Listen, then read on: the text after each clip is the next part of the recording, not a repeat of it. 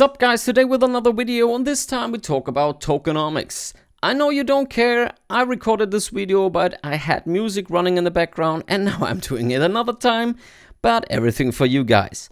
So the first thing we're gonna do, of course, we compare it to other projects that are successful in the space and have similar tokenomics. So without further ado, let's jump into this.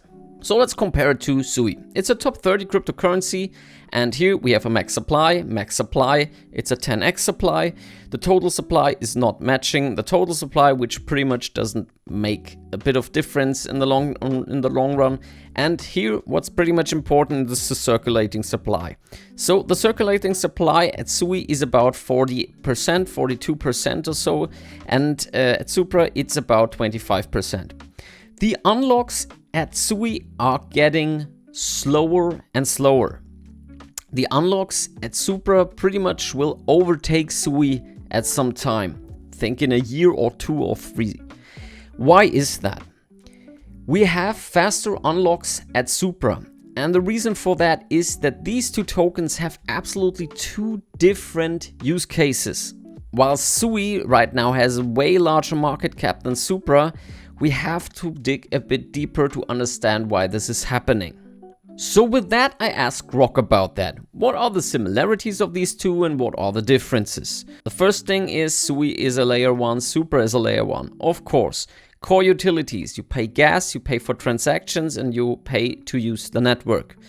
Supply model, both have capped supplies and are scarce in this regard. Okay, allocation focus. This is a bit different. The token distribution is further down, we come to that in a second. The alignment and the vesting, locked schedules for team and investors, we come to that in a second. And the circulating pace is a different. We have an initial moderate release on SUI with 37% and 21% at Supra. So lesser with Supra, but it's clear, already explained, Supra is unlocking way faster. So here again, the stats. 10 billion fixed, 100 billion fixed. So this is in this case a 10x. If we have the same market cap right now, you just move the comma by one place and you have the price for Supra when it hits the market cap of SUI. I won't do the math for you now. The circulating supply right here is not even 10x, but I already explained. Supra will unlock way faster, but we get into that. The allocation breakdown, I looked into that. You can pause the video here and look at this. I already talked about that in a different video. This is all legit. This is all cool. This is cool with SUI, this is cool with Supra and many other projects. I dig deeper. These allocations are pretty much okay and you see them in other projects too. Here comes the first big difference. While SUI wants a deflationary system because of the storage funds, and how the project approaches its goals, we have at Supra no explicit deflation. Rewards from staking oracles but capped issuance. The thing is, you have with Supra, you have bridges, verified randomness, you have AutoFi, you have oracles, and you have all these things running on Supra.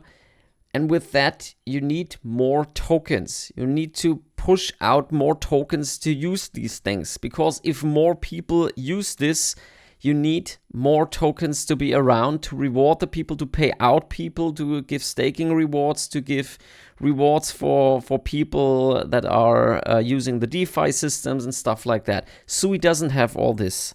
So you need more tokens. And here are the unique mechanics you have with SUI, the epoch-based rewards and the proof of efficient liquidity for dual stake and liquidity yields.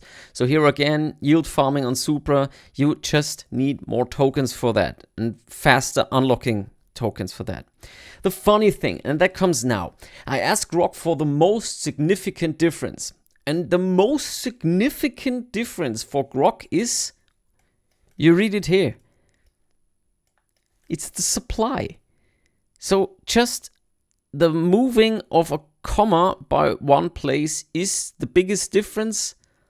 If you think that is the reason why Supra's price isn't rising, I have a bad news for you. But of course, I wanted to dig deeper.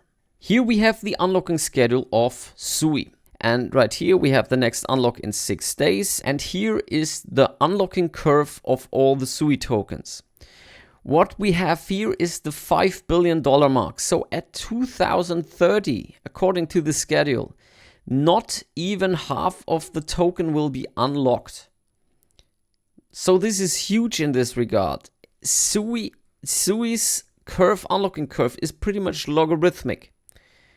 It gets slower and slower and slower as time goes on. And what I found really, really interesting, and this is a point I want to dig a bit deeper. We have a big unlock point here at May 2024. Look at this insane unlocking of that might be about 1 billion tokens. So 10% of the supply instantly unlocking.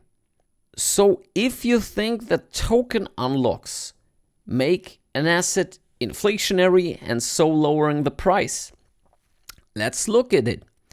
Here is May 24.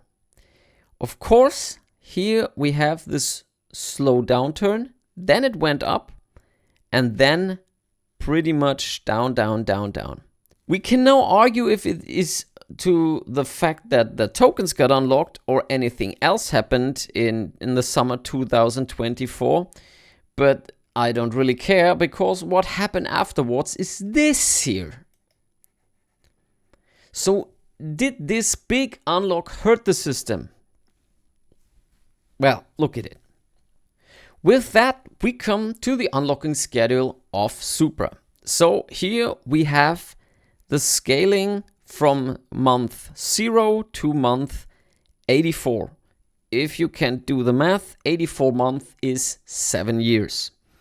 And here after about 3 years, that is what I found pretty interesting. After 3 years, we have this line. And this line says that all the team's tokens got unlocked after 3 years. All the early contributors' tokens got unlocked. The community and ecosystem tokens, they don't really rise that much. And from here on, after 3 years, we just have smooth sailing. So if you still think that the Supra unlocks are hurting the system, we just hope that 3 years is enough for you to believe in this project.